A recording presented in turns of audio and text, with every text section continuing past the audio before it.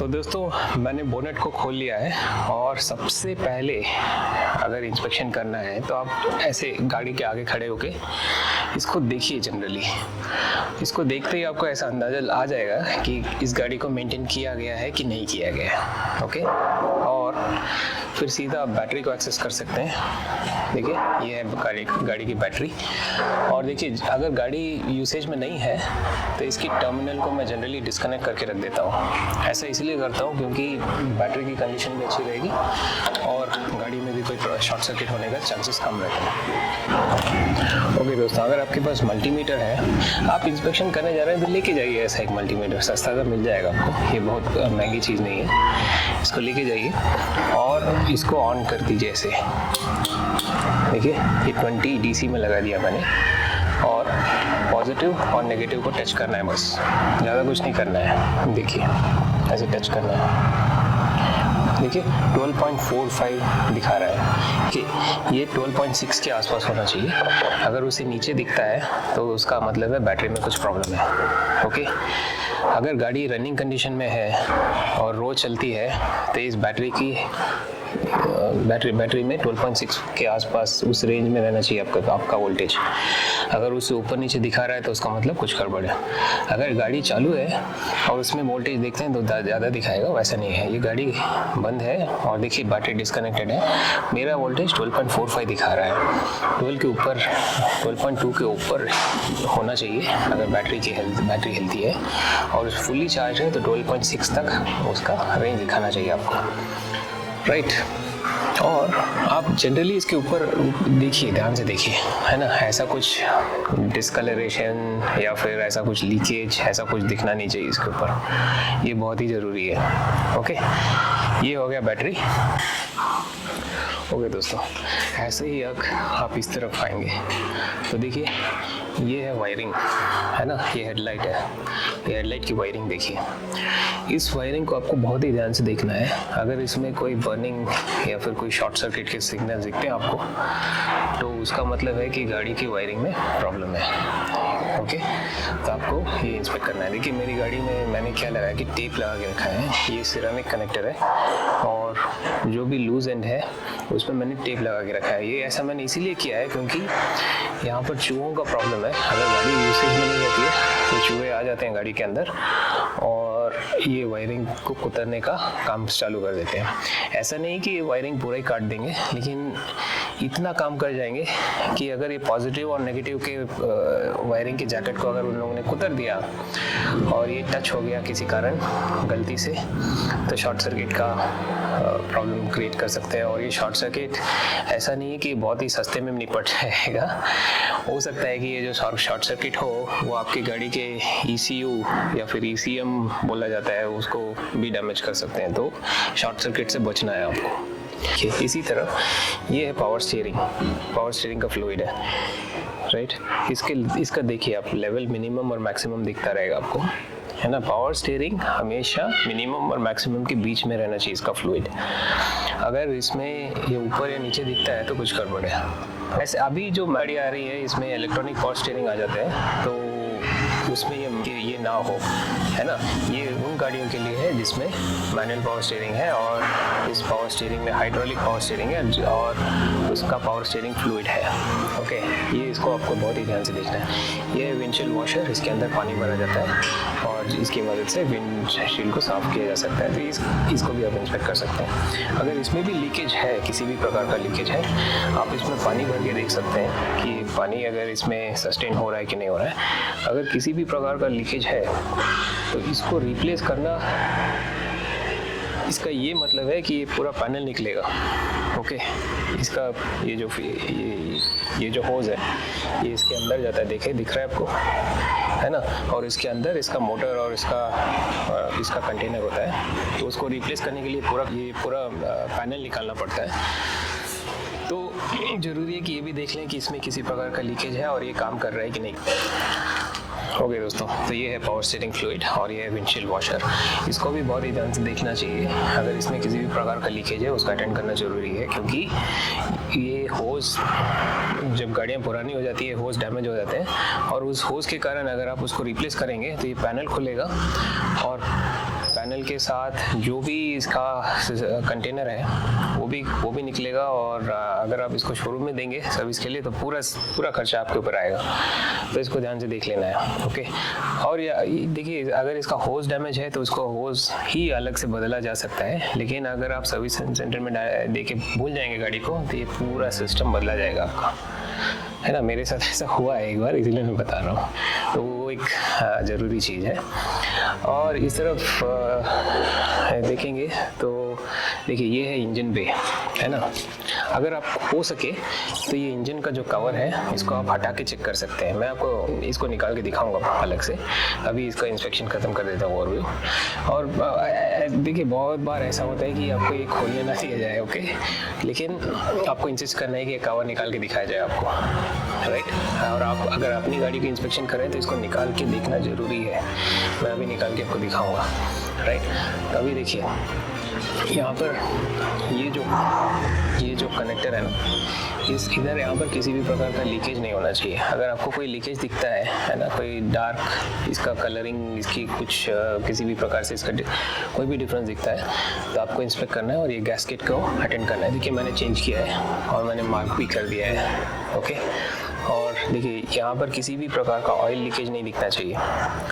अगर दिख रहा है तो उसमें इसका मतलब है कि गाड़ी की एफिशिएंसी कम हो चुकी है, ऑलरेडी कम हो चुकी है और कम हो रही है, ओके। और किसी भी प्रकार का अगर कचरा दिख रहा है, अनवांटेड ऑयल दिख रहा है आपको, उसको आपको उसका सोर्स आइडेंटिफाई करना बहुत ज़रूरी है, ओके। देखिए बहुत बार ये जो लीकेज है ये सीरियस नहीं होते हैं, ओके, और सीरियस हो भी सकते हैं, जैसे मेरी गाड़ी में हो गया था। अगर गाड़ी पुरानी हो गई है तो लीकेज आता है और आपको उसका अटेंड करना चाहिए। लेकिन ऐसा होता है कि कई बार जब मैकेनिक गाड़ी में ऑयल फिल करते हैं या फिर सर्विस करते हैं तो इधर उधर का ऑयल ये लोग लीकेज छोड़ देते हैं लोग। ओके दोस्तों, यहाँ पर किसी भी प्रकार का अगर आपको ऑयल लीकेज दिखे तो आपको अटेंड करना है इमीडिएटली, ओके। और देखिए ये होज जो है ये देखिए इंटरकूलर ऊपर लगा है मेरी गाड़ी में। कई गाड़ियों में इंटरकूलर नीचे लगता है, तो इस गाड़ी के डिज़ाइन के माध्यम से ये ड्यू टू दिस डिज़ाइन ये इंटरकूलर ऊपर है। ये जो होज है over a period of time ये डिटोरेट हो जाते हैं, ख़राब हो जाते हैं, तो आपको उसको भी ध्यान से देखना है। अगर किसी भी प्रकार का आपको लीकेज दिखता है ना यहाँ पर, उसको चेंज कर देना। मैं इसको कवर निकाल के दिखाऊंगा अलग से, अभी रुकिए थोड़ी देर, ओके। तो देखिए ये 10 mm का सॉकेट है, इसको ऐसे लगा के इसको खोल देना है। इसमें 4 बोल्ट लगते हैं, 1 2 3 4। ये चारों बोल्ट को मैंने निकाल दिया और देखिए ऐसे ये इंजन कवर निकल जाता है ऐसे अलग। Let's remove this, done, okay. तो जनरल इंस्पेक्शन इसके नीचे ही करने का है, राइट। ऐसा नहीं है कि इसको ऊपर से देख लिया और आपका काम हो गया, राइट। तभी देखिए यहाँ पर बहुत ही ज़रूरी है इंस्पेक्शन करना कि ऑयल लीकेज या फिर डीजल लीकेज या किसी भी प्रकार का कलरिंग जो दिखे तो उसका ये मतलब है आपके ऊपर भारी पड़ने वाला है, ओके। तो मैं आपको दिखाता हूँ लाइट लगा के, 1 मिनट। ये थोड़ा डार्क है, दिखाता हूँ, ओके दोस्तों। देखिए दिख रहा है, इंजन कवर हटा दिया मैंने और इंजन कवर हटाने के बाद देखिए किसी भी प्रकार का लीकेज नहीं दिखना चाहिए आपको यहाँ पर।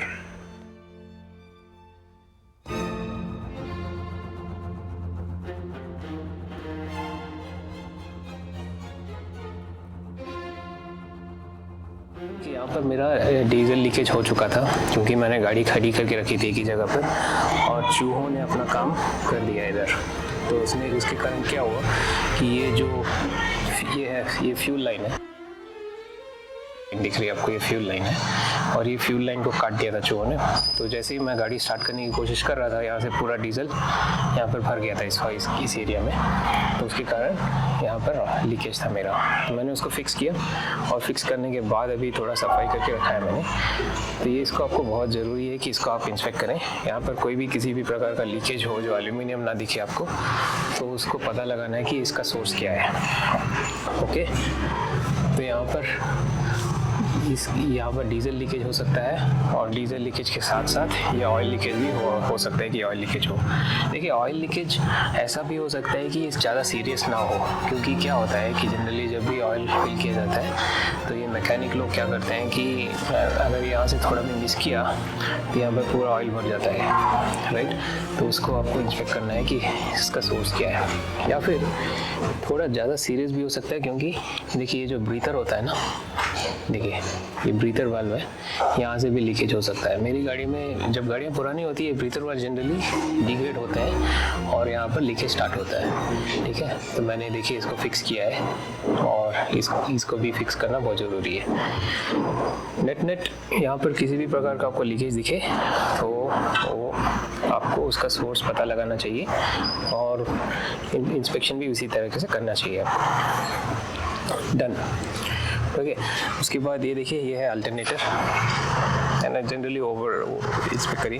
और अल्टरनेटर के साथ ही देखिए जो बेल्ट है, दिख रहा है बेल्ट, इस बेल्ट की कंडीशन को आपको ज़रूर चेक करना चाहिए, ओके। अगर किसी भी प्रकार का इसमें आपको ऐसा दिख रहा है कि किसी भी प्रकार का डैमेज है या फिर ये डिग्रेड हो रहा है, तो इसको इमीडिएटली अटेंड करना चाहिए आपको। देखिए ये मैंने बेल्ट रिप्लेस किया है, नया बेल्ट है मेरा, चेंज किया था, सर्विस मैनुअल के हिसाब से मैंने बेल्ट को रिप्लेस किया है। और देखिए इसमें दो टेंशनर लगते हैं, देखिए ये एक टेंशनर है और एक और टेंशनर है वो जो नीचे लगता है। ये दोनों को भी after certain period of operation इसको चेंज करना पड़ता है। मैंने चेंज किया है इसको, उसका भी आपको पता लगाना चाहिए, ओके। देखिए ये है वाटर पंप, और ये वाटर पंप की कंडीशन को भी इंस्पेक्ट करना है। किसी भी प्रकार का आपको अगर लीकेज दिखता है तो उसको देखना है, ओके। सो नेट यही है जनरल ओवरव्यू। देखिए अब चलते हैं कूलेंट के पास। देखिए ये है कूलेंट बॉक्स। बहुत ज़रूरी है कि ये जो कूलेंट है इसका लेवल मिनिमम से ऊपर ही रहे, और किसी भी कंडीशन पे मिनिमम के नीचे नहीं जाना चाहिए इसको, भले गाड़ी ऑपरेशन हो या ना हो, राइट। तो इसका आप इंस्पेक्शन ज़रूर करें, और अगर आपको लगता है कि ये इसका कूलेंट कम हो रहा है तो उसका सोर्स आपको आइडेंटिफाई करना चाहिए। जैसे कि देखिए ये है कनेक्टिंग होजेस, इस कनेक्टिंग होजेस को फॉलो करिए, और अगर आपको कहीं पर भी कूलेंट का साइन दिखे, है ना, देखिए इस कूलेंट का कलर है पिंक, तो यहाँ पर आपको पिंक कलर दिखेगा कहीं पर अगर लीकेज है तो, है ना। अगर लीकेज है, अगर आपको इंस्पेक्ट करना चाहिए कि वो ज़्यादा सीरियस है कि नहीं। Over a period of time ये देखिए ये जो रबर होसेस हैं ये ये डिग्रेड हो जाते हैं, और डिग्रेड होने के कारण लीकेज स्टार्ट होता है। और कूलेंट का लीकेज का मतलब है कि गाड़ी में बहुत बड़ा प्रॉब्लम है, ये इसको कभी भी अंडर एस्टिमेट नहीं करना है, ओके दोस्तों। बैटरी के बाद देखिए मैंने अभी इसका इंजन कवर निकाल दिया है। तो यहाँ पर सबसे ज़रूरी है कि इंस्पेक्ट करना चाहिए कि कोई भी ऑयल लीकेज ना हो। ये एक सोर्स है ऑयल लीकेज का, और उसके बाद यहाँ पर डीजल लीकेज हो सकता है। देखिए यहाँ पर दिख रहा है थोड़ा बहुत ऑयल लीकेज के सिम्टम्स। ये मेरा इसलिए हुआ है क्योंकि ये जो डीजल लाइन है इसको चूहों ने काट दिया था, तो उसके बाद यहाँ पर थोड़ा डीजल लीकेज था, मैंने जिसको साफ़ कर दिया है। और साफ़ करने के बाद देखिए अभी भी ऑयल लीकेज के सिम्टम्स हैं इधर, ओके। और उसके बाद देखिए ये जो भी रबर होजेस हैं ये सब डिटोरेट हो जाते हैं ओवर पीरियड ऑफ टाइम।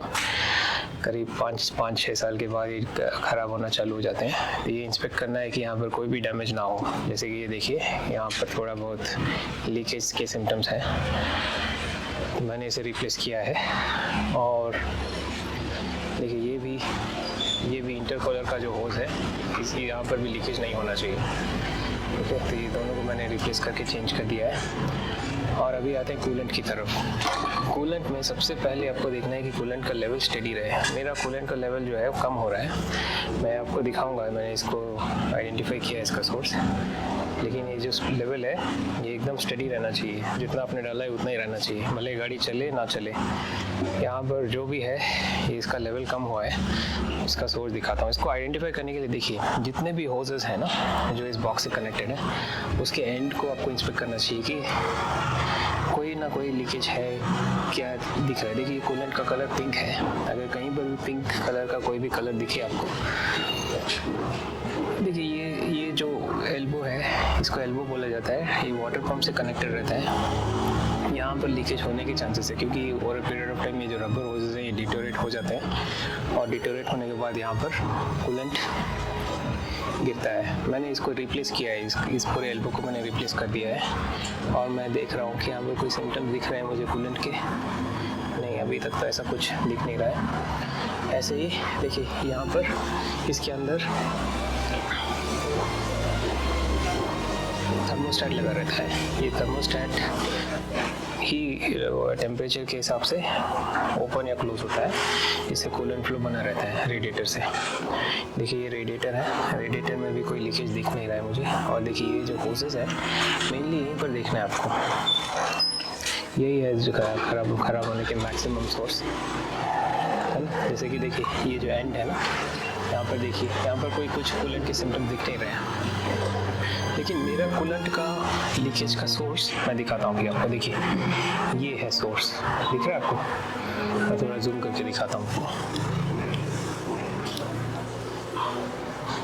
दिख रहा है? देखिए कितना लीकेज हुआ है, देखिए कूलेंट है ना, ये ब्लॉक से लीकेज है। ये कोई सीरियस नहीं है क्योंकि यहाँ पर ब्लॉक ड्रेन करने के लिए जो नट लगा रहता है उस नट को ठीक से मैंने टाइट नहीं किया है। मैंने इस पूरे सिस्टम को फ्लश किया है, फ्लश करने के बाद इस नट को सही तरीके से टॉर्क नहीं किया है, तो इसीलिए ये लीकेज है।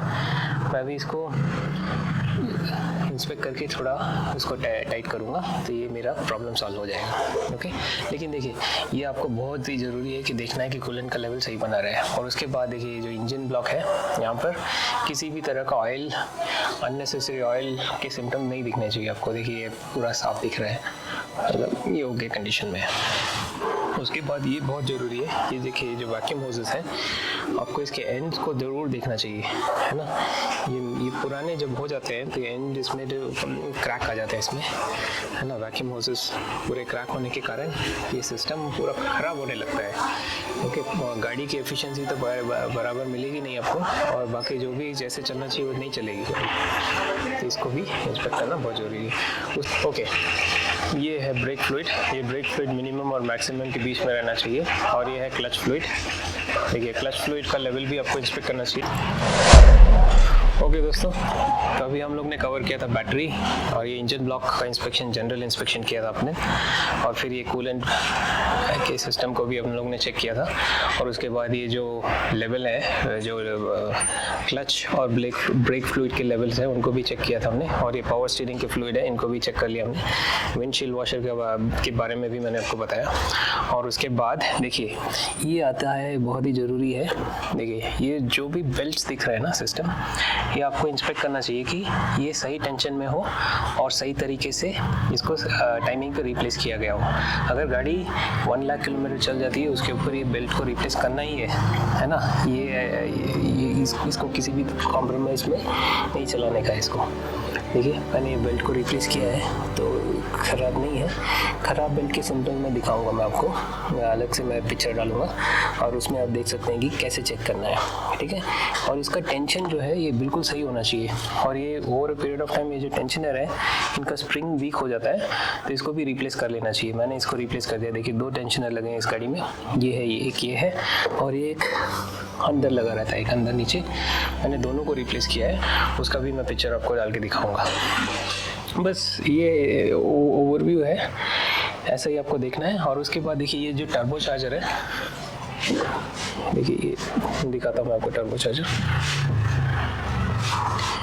ये टर्बो चार्जर को भी आपको देखना है, किसी भी तरह का लीकेज नहीं दिखना चाहिए आपको। जब गाड़ियाँ पुरानी हो जाती है तो यहाँ पर लीकेज स्टार्ट होते हैं, लेकिन जितने जल्दी वो हो सके उस लीकेज को अटेंड किया जाना चाहिए और इस लीकेज को स्टॉप किया जाना चाहिए। ओके, देखिए यहाँ पर एकदम साफ दिख रहा है। मैं दिखाता हूँ जूम करके आपको।